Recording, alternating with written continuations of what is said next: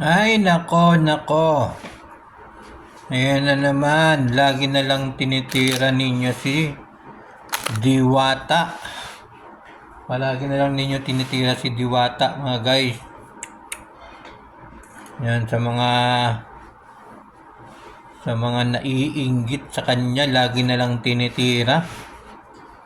Ayan. At meron namang bagong ipinagkakalat, di ba? Yan, yun tungkol nga dun sa second branch ni Diwata sa Quezon City. Yan, sabi nga dun ay sarado na raw. Marami na naman ako nakikita mga video, nagagawa ng video na yung second branch na parisan ni Diwata ay sarado na daw. Pero ano nga ba yung katotohanan? Yan, ano nga ba yung katotohanan? Bakit sarado na daw ang Diwata Pares sa second branch doon sa Quezon City? Ano ba yung dahilan? Yan. Kasi siyempre sasabihin ko sa inyo yung dahilan kasi siyempre pinapanood ko yan yung mga bagong live, bagong video ni Diwata. Kaya sasabihin ko sa inyo kung ano yung dahilan kung bakit sarado na daw. Diba? Ano nga ba yung dahilan kung bakit sarado na daw ang parisan second branch ni Diwata na parisan sa Quezon City? Ito sasabihin ko sa inyo mga guys kung bakit, kung anong dahilan. Hindi naman po totally na nagsarado talaga.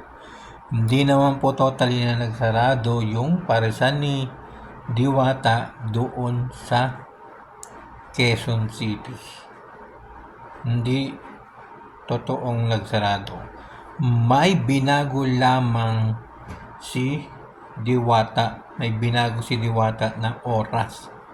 Kung noon ay 24 hours bukas yung kanyang parisan sa Quezon City, ngayon po ay binago niya.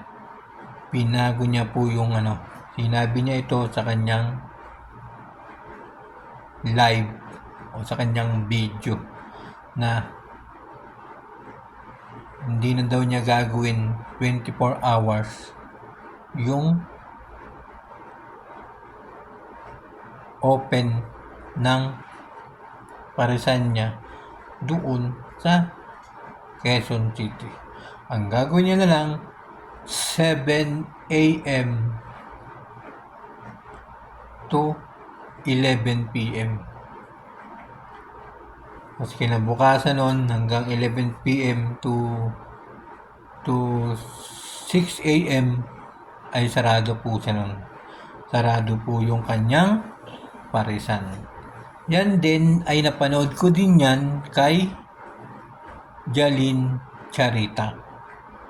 Kay Jalin Charita, napanood ko din yan na sinabi niya na binigyan niya ng reaction yung tungkol nga doon na sarado na raw yung parisan ni Diwata sa Quezon City branches ni Diwata.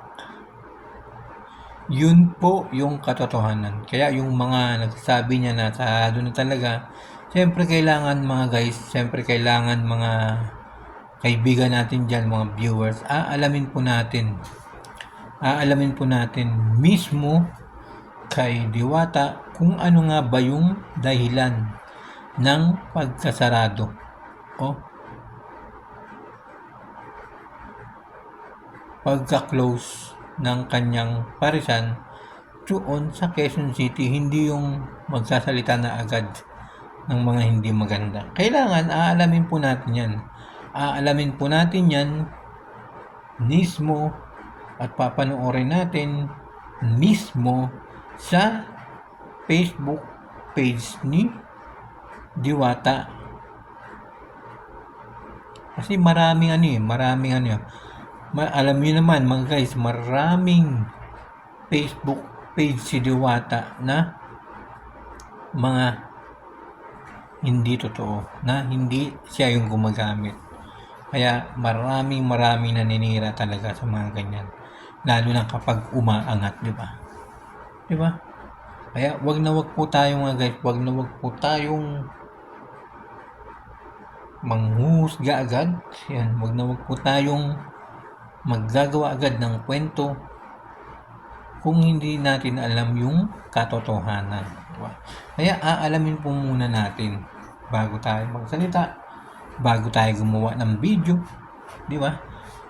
Yan, tungkol nga kay Diwata, dapat ay aalamin muna natin mismo sa kanya kung ano nga ba yung mga dahilan. Diba? Makikita po natin yan sa kanyang Facebook page, di ba? Na Diwata Pares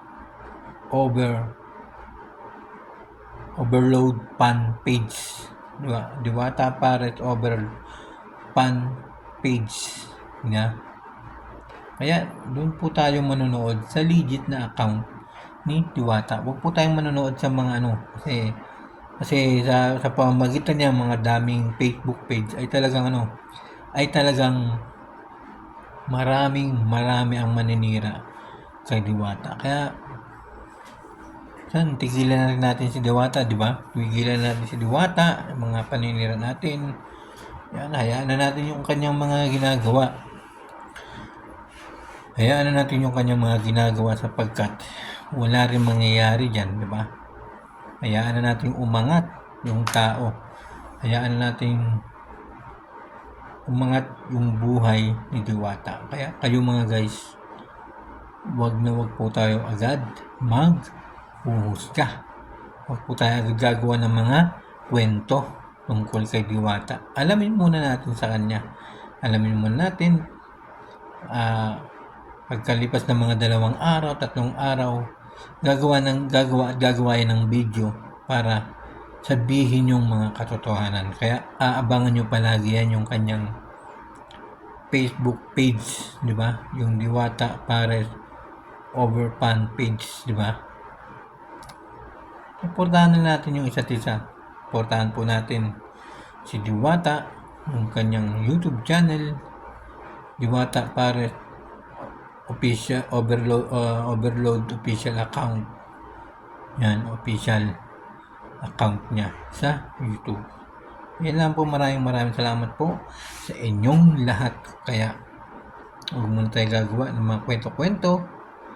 Aalamin muna natin kay Diwata o kay Deo Balbuena. Thank you so much po sa inyong lahat.